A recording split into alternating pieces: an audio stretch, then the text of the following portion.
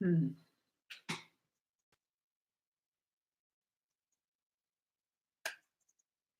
Good morning, good afternoon, good evening, wherever you are in the world. This is Carol Matibula again. Yesterday, I promised that I was going to be appearing differently, but I realized it's a lot of work to create a studio. So my studio, it's not ready yet. I'll keep on sharing myself as much as I can. So today, the subject, once again, it's about spiritual awareness, the responsibility to grow spiritually.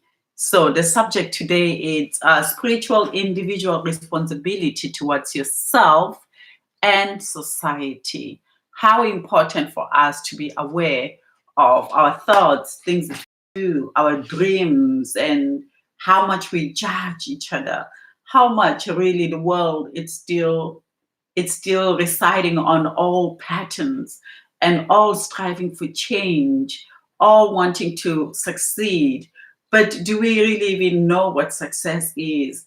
I'm one of those. As I have said in the past, these videos, either there's followers or not, I'm doing them for my self growth and understanding my inner thoughts and my inner voice, and how do I study myself. So this is kind of moment of self-reflection. I like to reflect, and I hope that you find yourself in these messages of mine, as I will always do them.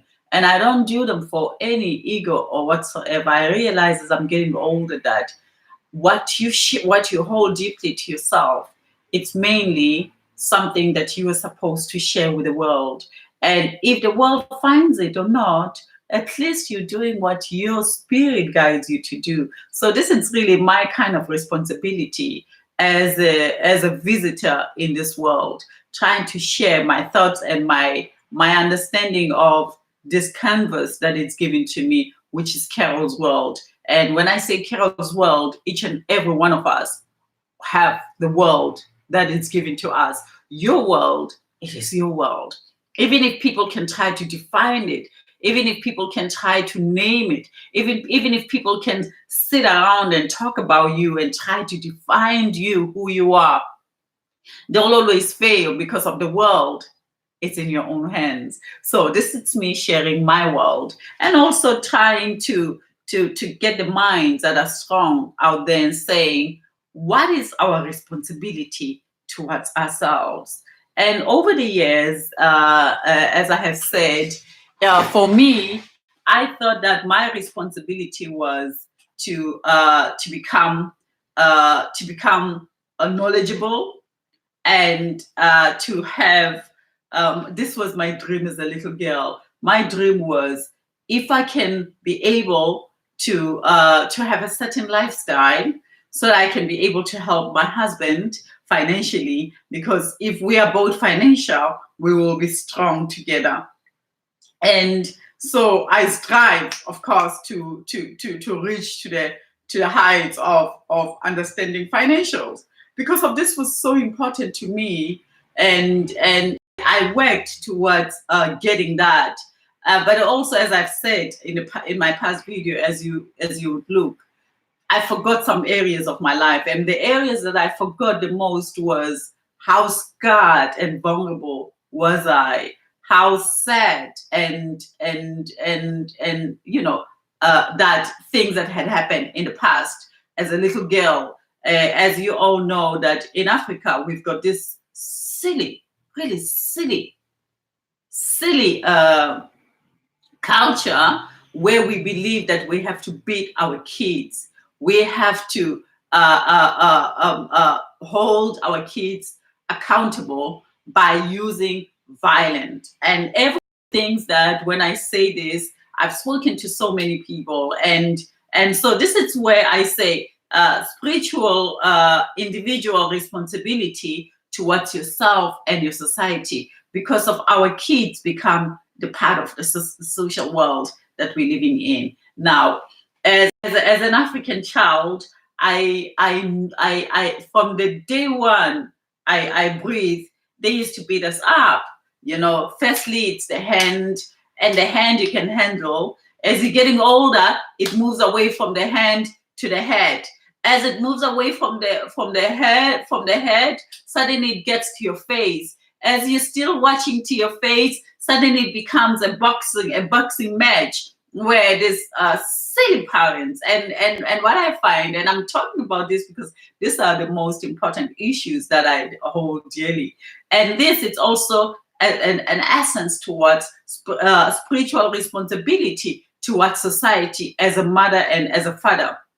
And I realized that most of the African people in the world, I don't know the West really, I don't know other people. I'll talk about what I know because of who the Black people represent me and I represent them. So what happens in a Black community affects me more than any other people around the world because of I rely on what they have done and how they have relied on in terms of bringing up society, because we are society, but society it begins from a very early age. So what I realize is that in a Black community at large, they believe on beating up kids, humiliating kids, screaming, and this as I have traveled, and I realized that as I'm getting older and having to move out from London recently, I had to evaluate myself and see what are the things of me that I'm still struggling with as a human being. Why do I have this voice that I'm free to express myself? Why do I have all these skills that I have acquired around the world, having to be the one who had a chance to research and travel the world and really become the person that I am? What hold me back? Now, as I said, living in Belgium I was an outsider looking in, so I didn't get affected so much by Belgian culture. I was very very involved, yes, financially and also social structure. I became within a blink of an eye. I became part of the social structure of Belgium. But as an African, giving service to the West, and also to Holland was that, to the Middle East was that, to all those countries that I've been. But in London was a little bit different, though. I think in London, I wanted, because I'm from South Africa by origins. So the fact that London, there was always this connection between South Africa and London, and I had and England, and I had this since I was a little girl. There were times where South Africa could travel from South Africa into the United Kingdom without visa, and so there was always this massive relationship. So when I went to London, it felt like I was going to my second home. And because of I thought that I was going to my second home, I then became a part of the family in my psyche, believing that London was going to be a family structure for me. And then there, I then started going into my spiritual growth of finding out how do I live in this world, and what are my belief system, and what are my kind of people belief system, which are the Black people. So in London, I engage more with my Black people, African people, more than anyone, and because I was in a journey of discovery, discovering our thoughts, discovering our mind, discovering how we plan our future, discovering how much are we affected emotionally, spiritually, and what is the element of self-awareness and self-discovery, and how do we value ourselves, and what are the fears that affect us as Black community, and what are the discussions that really build the so-called the Black society at large around the world, and having to also being aware that I had to use Black so much, whereby when I entered the United Kingdom, I was thinking about the African nation, and having to now separate the two was realizing that, my God, how do I then as an individual hold responsibility towards this community and this society that I call my own. And I've said to some interviews that I have had with some people in the United Kingdom, trying really my best to have a connection in the European frame of my own kind. Now, to my surprise, I realized that I thought only the abuse was made to me in terms of physical scarring from our families. This thing of beating up kids, this thing of screaming at kids, this thing of holding them accountable for their education in scarcity, scaring them instead of taking the easy way of actually parenting.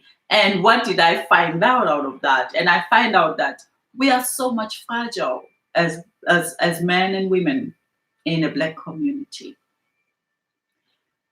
We want to help each other, but we don't know how. And this is what I felt.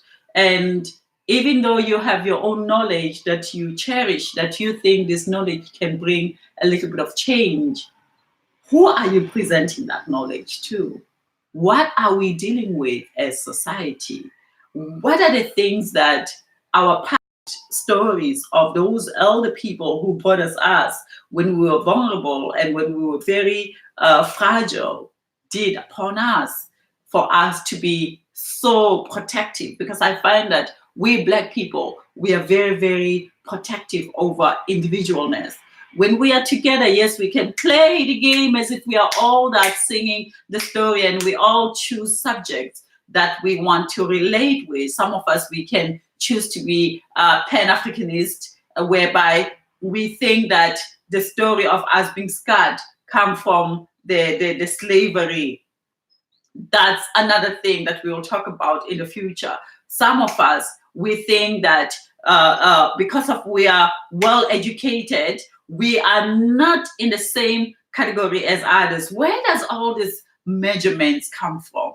Or some of us, we are separated as men and women. There's not really clear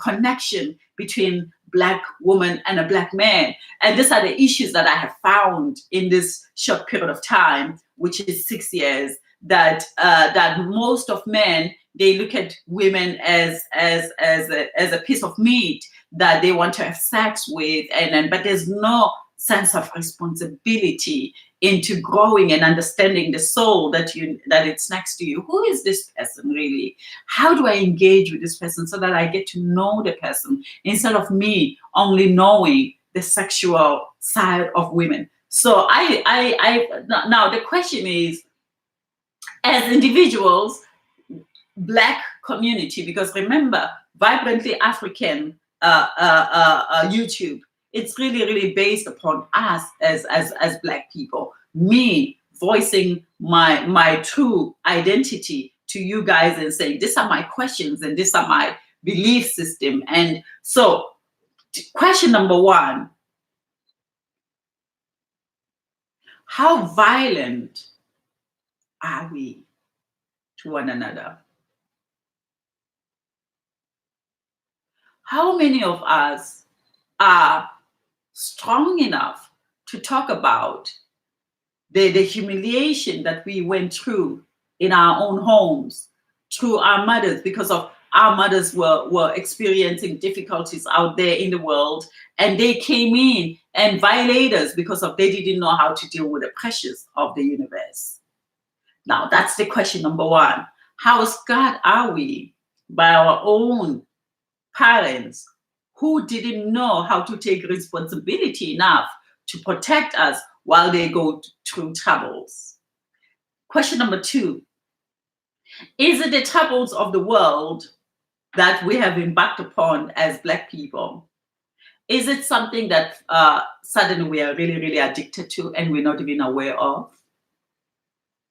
The way we deal with each other, the way we do not really get to know the people who's around us. And this, it's including myself. There's all these questions that I'm asking. It's not me addressing them to you guys, but I'm addressing them to all of us, including myself. How addicted are we to the problems that we have, that we are addicted to, such as poverty?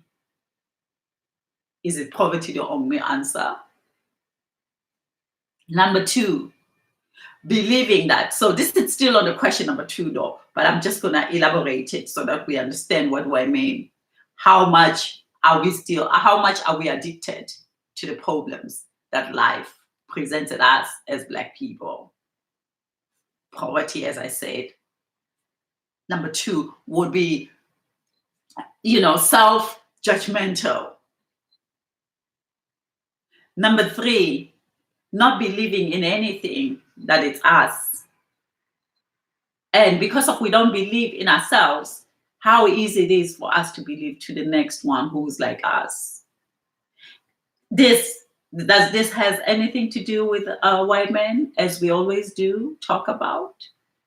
Or is it something that we need to reframe ourselves and have a different dialogues and understand that the healing needs to begin? That's question number two with these three questions. And then question number three is, when you have knowledge or you are successful, what does that mean in the Black community? Does that mean that because of you have understood some things, others has to bow towards you so that you can feel more holy with yourself? What does knowledge mean to us as individuals? What does success mean to us as individuals? Are we really successful, or we are still believing that we are successful while we're still not working with our inner hidden pains that we have embarked upon through our mothers, as I say, through society, through being bullied, through you marrying a woman not even knowing who you are, but you are forced to do so because of it's the conduct of the society. How ready are we when we enter into the world? So these are the questions that I have today in this. And this is, remember, it's about spiritual individual responsibility towards yourself and your society. So these are the questions that we need to ask ourselves. Are you aware that probably the thing that we have to know the most, which is ourselves, we don't know so much?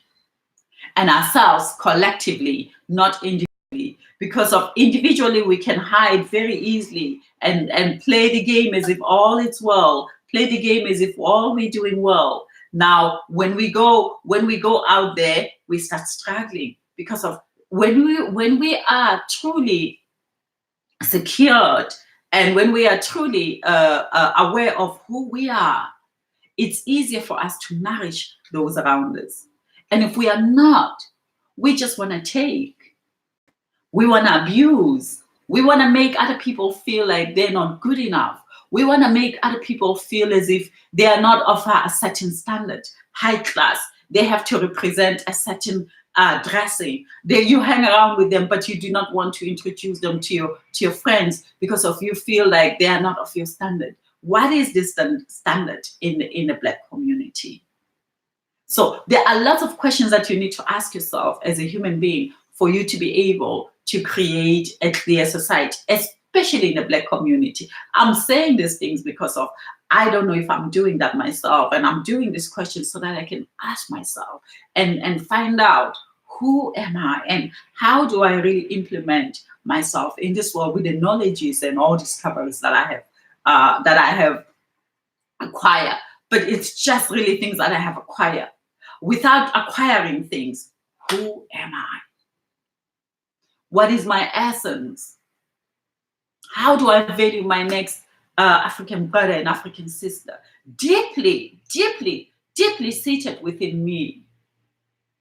When I see a group of Black women, what do I think of them if I'm a man?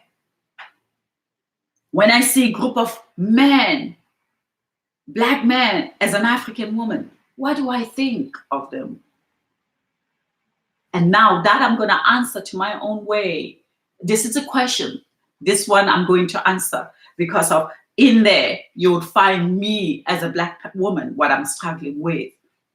Now, being a Black woman, when I see my people, the first thing that I have, and this is the fact, and this has nothing to do with me hanging around with whites or whatsoever. This is something that happened from a very, very early age. It's fear. That's number one. Number two, I admire them very much. I admire the strength. I admire the power that we hold. I admire this. There's this, whenever I look around in the world and I try to identify myself with everyone, when I look at the African faces, men and women, there's this strength that we hold. There's this royaltiness that we hold within ourselves naturally. There's this knowing skeleton self. We are very, very aware of our skeleton. But now, having to go into practicality, I'm very afraid of the practicalityness of the African men and women, meaning that I'm also afraid of myself. Why? Being beaten up, not being told as a little girl that being Black was just enough. I was brought up to believe that I had to do very, very hard for me to integrate myself into this world. They never created an education that was collectively strong enough for me to go in and say, I belong. We always, from Africa, now I'm talking about from an African point of view. Now, being an African woman, seeing your African brothers and sisters, the first thing that you have is that, am I going to get support? And the answer, it's not. Am I going to be valued? The answer, it's not. Very seldom you are. Instead of being valued, is it going to turn into competition?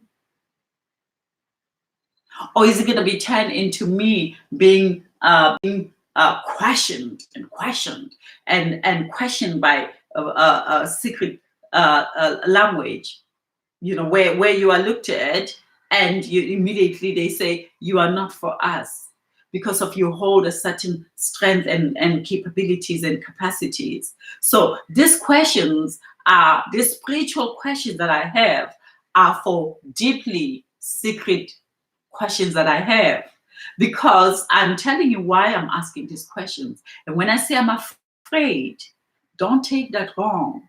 When I say I'm afraid, when I see my Black people, I'm not afraid in fear of the world, where you would say, how can she say that? Is she crazy? You know exactly what I'm talking about when I say I'm afraid. I'm afraid of because of what has been my education, has been being beaten up, being insulted, being humiliated, being left alone.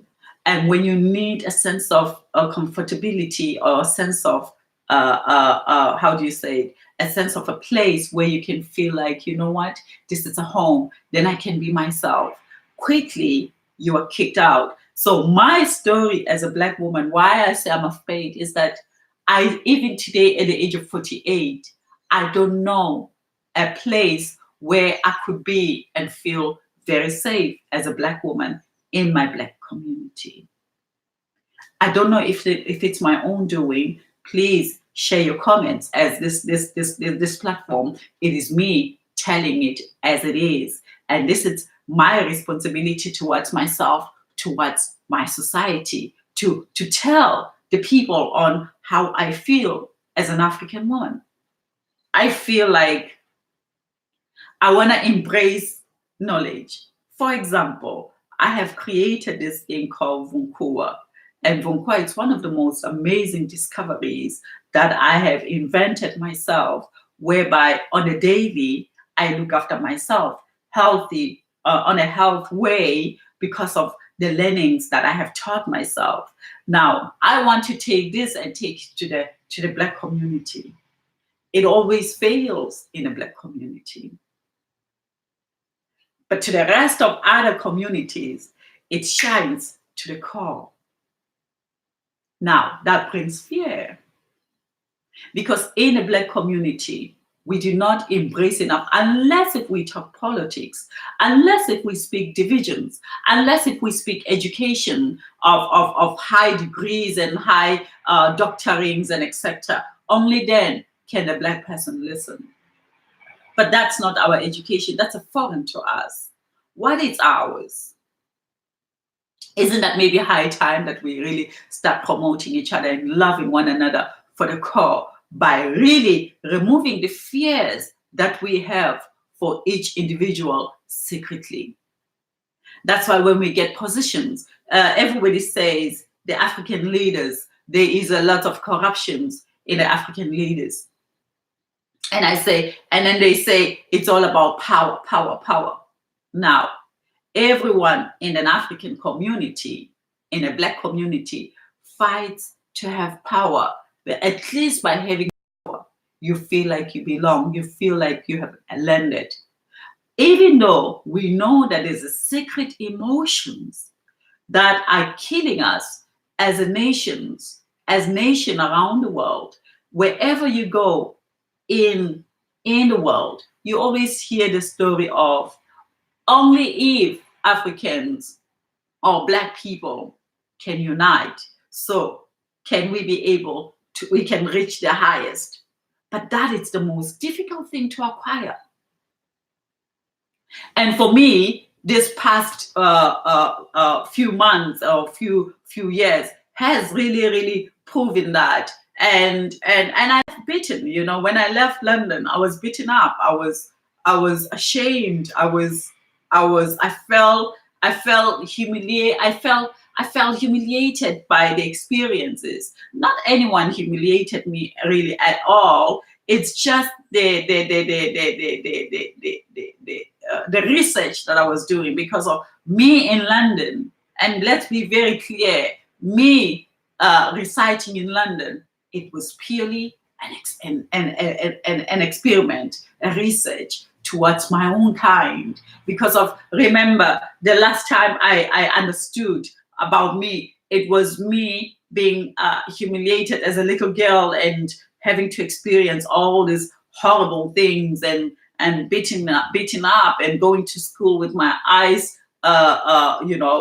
closed because of this boxing game that we have in our community, where we box little girls and kids to try to teach them an understanding of the universe. And I say, what is stupid education? But real education, it's not designed. And when I say real education, I'm not talking about the education of my great grandma, because of how lucky I am. I had a teacher who taught me secretly, even though she was blind. Every moment that she had, she did her best to give me the education that I could rely on. But collectively, as a collective souls, where is the education?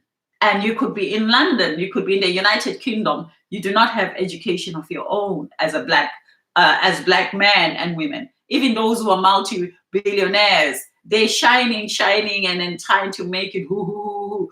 But I'm talking about the ground roots, reaching to the people of all levels.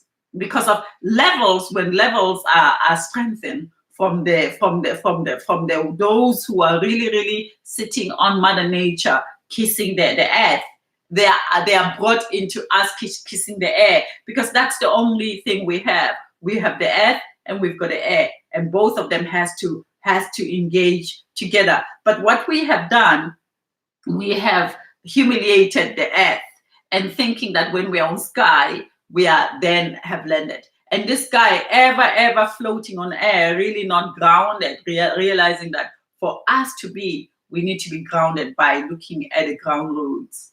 And ground roots are the kids that we bring up. How do we bring them up? How do you go and wake him up gently and say, honey, the day has begun. I saw yesterday you have failed your exams. What is the problem? Let me help you. Or are you saying, you gotta get that doctorate? You're not gonna humiliate us in this family, And that's the voice that I hear whenever I'm around us. There's this harsh voice that we use in terms of us taking responsibility for society by bringing soft melodies. I have been a part of the embassies of Southern Africa in all countries I've been. I've always been invited to different embassies of Southern Africa because of I do research. And wherever, if you have seen me in the embassy, that's not the first time I have been, because I'll keep doing the research. And what I'm researching, it's what you don't know about yourself. And do a research about me. Comment about what you see about me, because what you say helps me to rectify what I don't see. Because often our mistakes that we don't know about ourselves, it's things that we struggle silently within ourselves. And those who are watching us, they know more about us. So what I'm saying is that your post that you were given at work, it's not you. It's just a working place. When you humiliate others because of you think you hold a certain post, and this is we as Africans. I've seen that. I've been humiliated by so-called what do you call that? The ambassadors, because of they think they hold a certain character into their post, and they think that's the only thing that you have to see when you see them, and you never meet people. So what I'm saying today is that our responsibility begins with us being aware of changes that we bring positively. Take a moment and do a research. The more you do a research, the more better we become.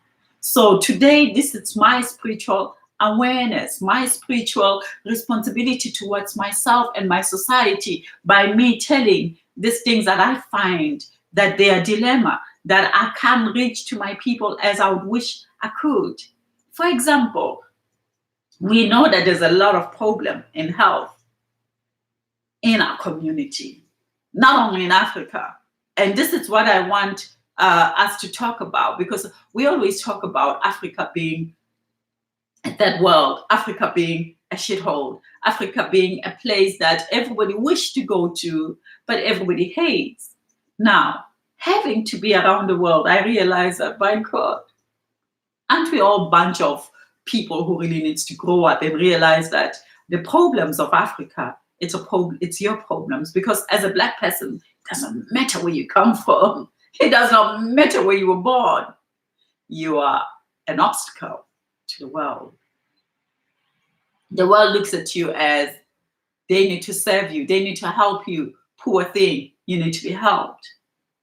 And you would have taken that as your umbrella. We believe that slavery has done a lot of damage to us, and we need to be repaid. And I say to myself that no one needs to repay us nothing. We need to repay. We need to re-evaluate our inner wounds and really, really come down to our knees and realize that, how do you see each other?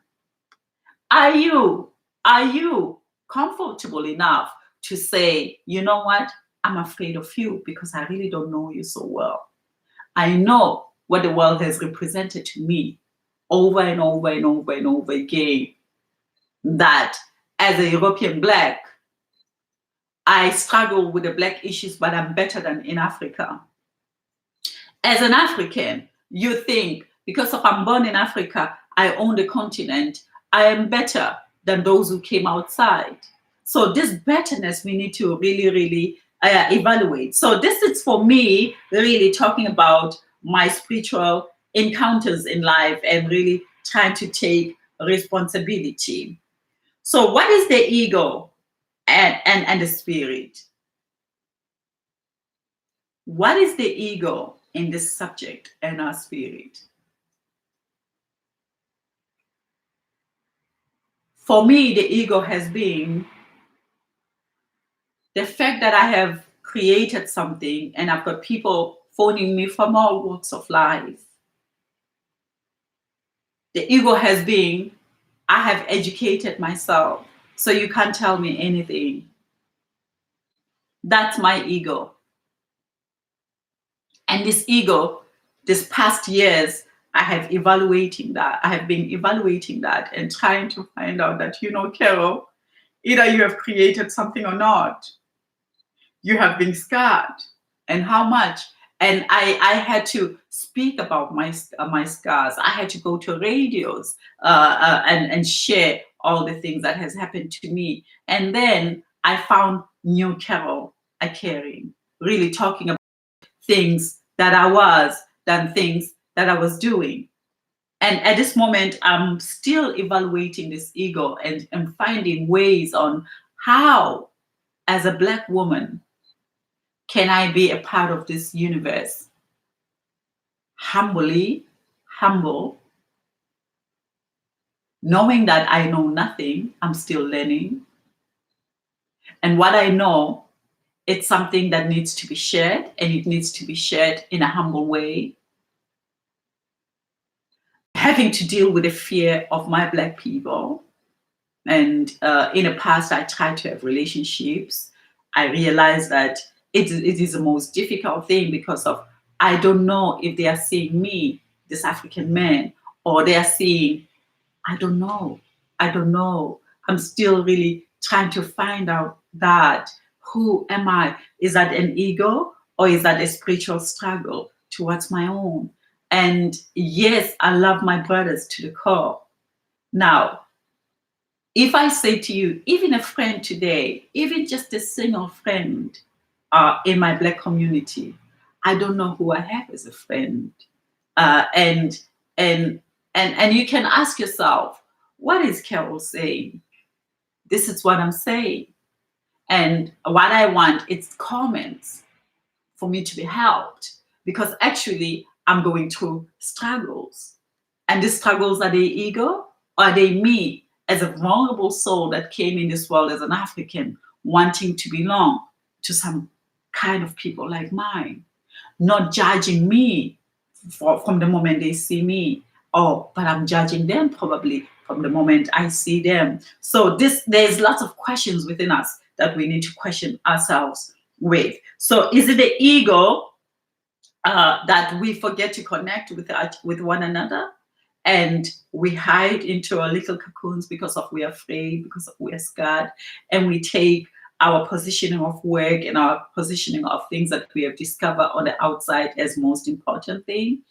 Probably, I don't know. We need to answer that in my own way. Out, as I have said, that has been my ego, things that I've created from outside because of those things. I felt like they could protect me more than what I was feeling inside, which is this thing of being abandoned.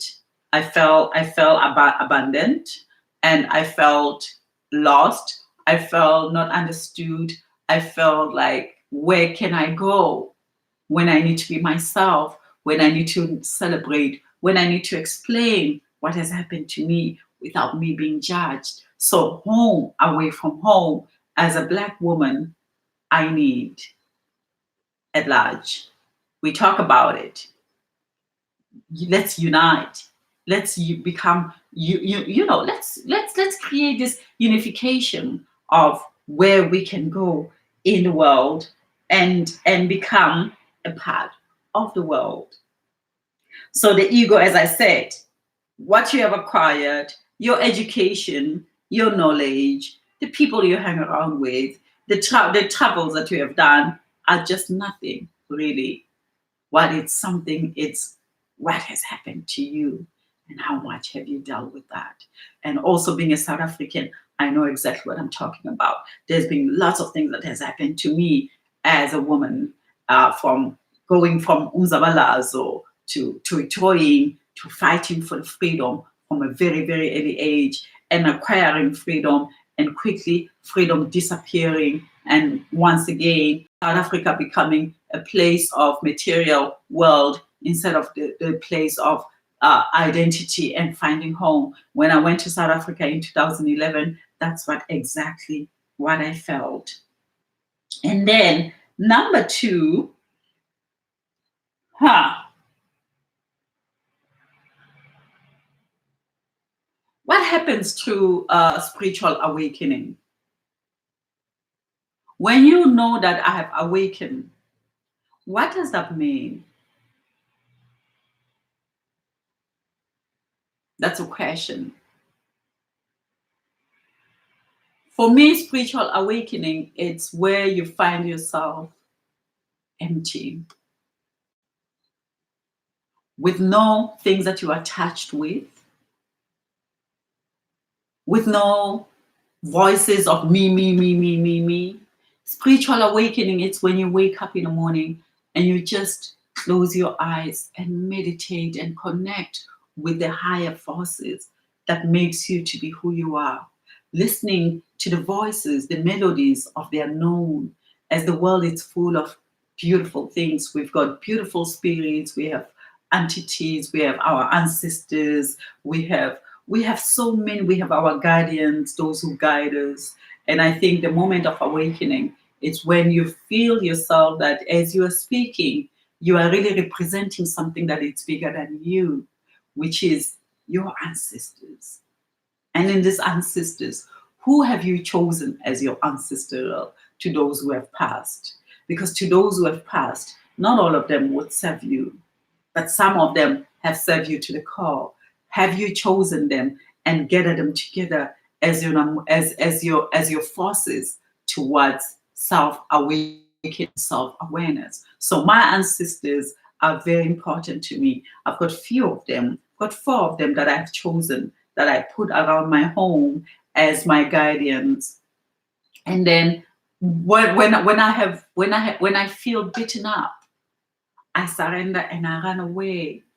I don't know if that's awareness, but I feel like you've got a right to lose sometimes. You've got a right to create, and the creation does not flourish. And when the creation does not flourish, what do? We then move immediately into our ancestors' voice, into our guardian angels, for them to guide us to the next step of our lives. So a meditative state, it's being aware, realizing that what you know, it's not everything. It's awareness. Knowing that it's good to ask questions, it's good to express your confusion, it's good to talk about your failures in life. It's good to express where you're at. For me, that's being aware. My awareness is that I can be as naked as I can, just sharing who I am. So my nakedness of my awareness is that I feel that I'm ever learning, always learning, trying to acquire new. And in this world, I am a visitor. Carol, it's Carol that is owned by those who have brought me in this earth. And soon I'll exit. I don't know when I'll exit, but the exiting, it's coming. I'm not here forever. So this is my biggest awareness. And the fact that I'm not here forever, the happenings of this world does not really touch so much. What touches me the most with my awareness, it's my spiritual discovery and my spiritual awareness, so that I can be a better citizen to my to my society around me. I do my best to try not to hurt anyone, though sometimes with my voices I might hurt you, but I do my best not to hurt anyone. So this is my awareness, and I do my best to teach, as we are all teachers. What I know, I like to share. I like to teach. I like to give answers, and I like to be given answers. But what I do the best is that if I know something, I share. And by sharing, it creates me to be very, very aware of my surrounding. Because ever we ask ourselves question, who am I? What is my purpose? Why am I here? And how am I contributing to this earth? Who am I?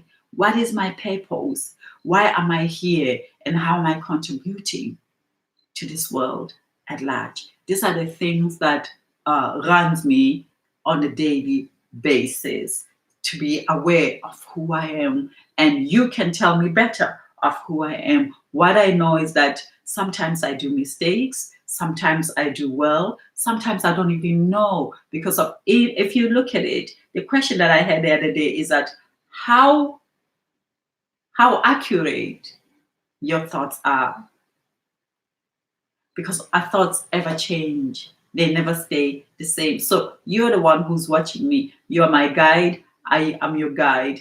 That's how awareness that I have so far. And then another thing is hmm,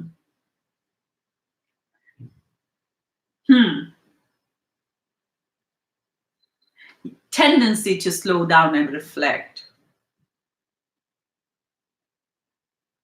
Hmm.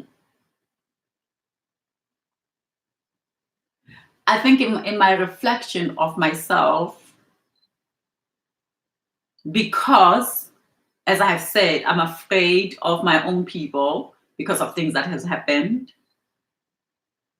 I tend to hibernate more. I'm out there, but not out there. I do my best to try to be out there, but this is a struggle I think that I have. So this is where I reflect sometimes, and I ask myself questions. And the questions that I have is that, yes, Carol, you want to be out there, you want to do amazing things, you wanna teach, you wanna be taught, you wanna engage, but how free am I to engage?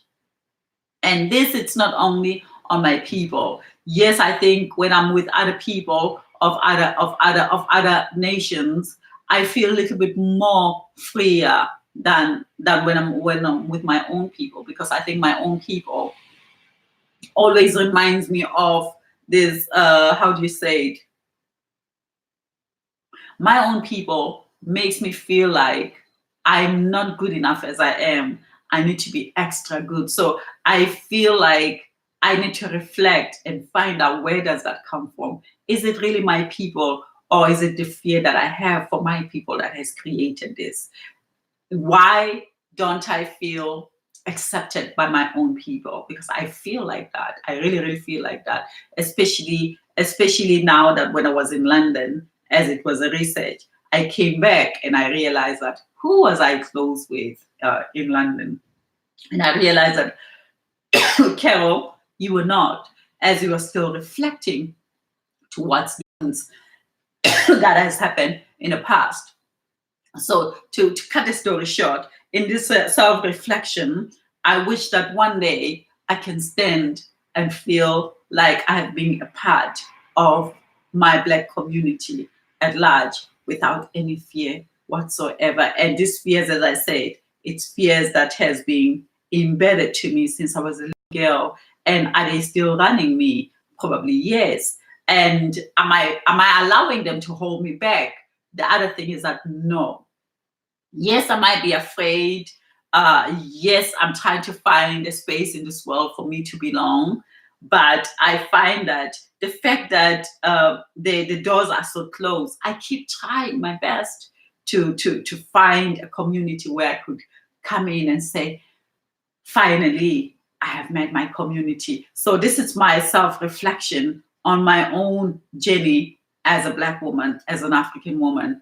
One day, wishing that I could belong and had a space to say, yes, finally, I felt what is it, the essence of being a Black woman. So I'm reflecting to my own fears, ever trying to find ways how not to be afraid. Transformation of my inner world.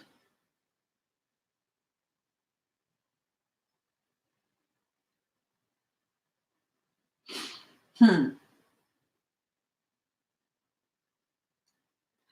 I think I can only transform my inner world by also me taking a part into keep moving towards my Black community, keep engaging with my Black community, keep understanding that I need to heal the broken world of my own people within myself. This is the biggest transformation that I feel that I need to do as a Black woman. And if you see me one day. Don't judge me. If you hear me as I'm talking, don't judge me. Share a message of how, teach me one or two things in terms of engaging with my own people. What are the things that I need to do? As you know, you guys, I brought myself up.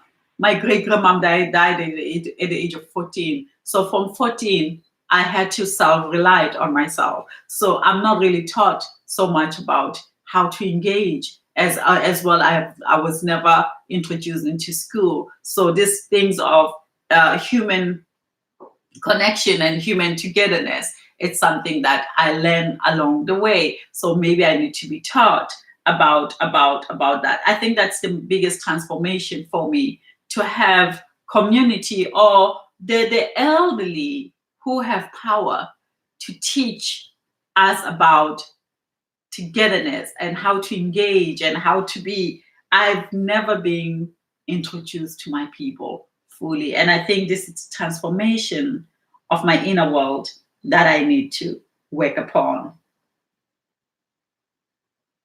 Now, the last one is experience of okayness and inner freedom. Experience of okayness and inner freedom. This I like, because I think I've got freedom in me. Even though I'm talking about all these fears that I talk about, all the things that I have mentioned in this hour, nearly to an hour discussion that we just had now, is that I'm okay with everything. Even though it needs to enhance and I need to grow, it's not a dilemma, it's not an obstacle. It's things that are inside that I need to work upon so that I can belong.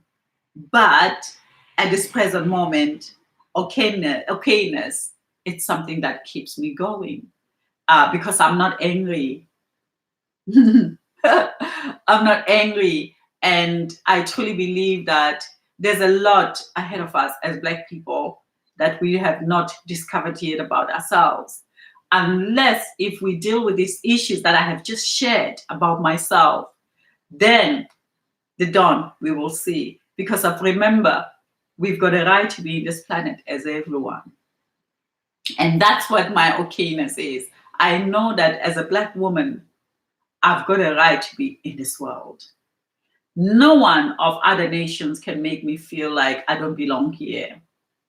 Only when I'm with my people, because I love my people so much and I long for my people so much. Only then I can feel vulnerable. But in the world at large, I'm very well defined, and I'm very well. I have positioned myself very well in the world at large, and I wish that I could be able to position myself really, really well into my own kinds of people. So this is Carol today, saying it as it is, speaking her mind, and I wish you share your comments, and I shall see you again next time, and saying, one love.